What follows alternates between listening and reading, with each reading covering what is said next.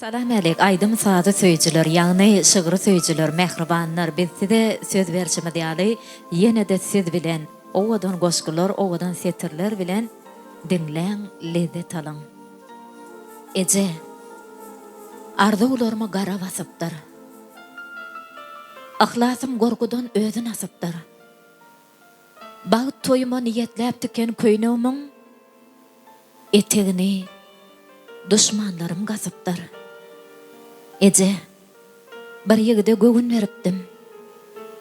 Diňe saňa gujawmy geripdim.